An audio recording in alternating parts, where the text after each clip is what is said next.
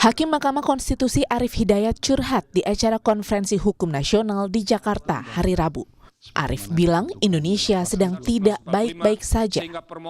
Ia menyebut ada kekuatan besar yang menguasai legislatif, eksekutif maupun yudikatif dan disokong partai politik dan pengusaha.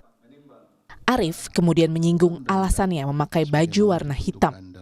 Menurutnya, ia tengah berduka atas prahara di lembaganya Mahkamah Konstitusi. Ada indikasi pertanyaan apakah Indonesia sekarang sedang baik-baik saja atau tidak. Saya mengatakan di berbagai sektor bidang kehidupan Indonesia sedang tidak baik-baik saja. Coba bayangkan, dia mempunyai partai politik, dia mempunyai tangan-tangan di bidang legislatif, dia mempunyai tangan-tangan di bidang eksekutif, sekaligus juga dia mempunyai tangan-tangan di bidang yudikatif.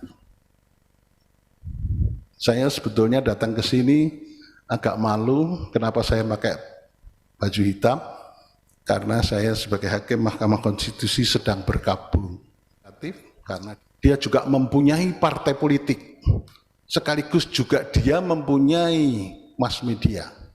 Dia juga mempunyai sebagai pengusaha besar yang mempunyai modal, itu di satu tangan. Sebelumnya, saat Mahkamah Konstitusi mengabulkan permohonan syarat usia capres dan cawapres yang mengubah syarat menjadi berusia paling rendah 40 tahun atau pernah atau sedang menjabat kepala daerah, Arief Hidayat dan koleganya Saldi Isra juga curhat di sidang.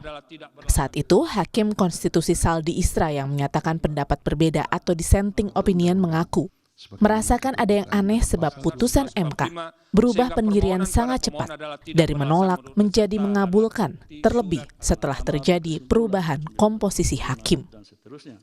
Baru kali ini saya mengalami peristiwa aneh yang luar biasa dan dapat dikatakan jauh dari batas penalaran yang wajar. Mahkamah berubah pendirian dan sikapnya hanya dalam sekelebat. Perubahan komposisi hakim yang memutus dari 8 orang dalam perkara nomor 29, 51, 55 menjadi 9 orang dalam perkara 90, 91 tidak hanya sekadar membelokkan pertimbangan dan amar putusan, tetapi membalikkan 180 derajat amar putusan dari menolak menjadi mengabulkan.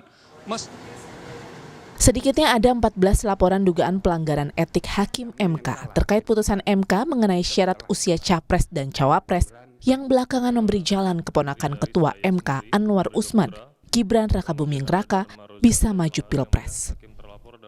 Laporan dugaan pelanggaran etik Hakim MK tengah berproses di Majelis Kehormatan MK, sementara tahapan Pilpres juga telah berjalan. Tim Liputan Kompas TV.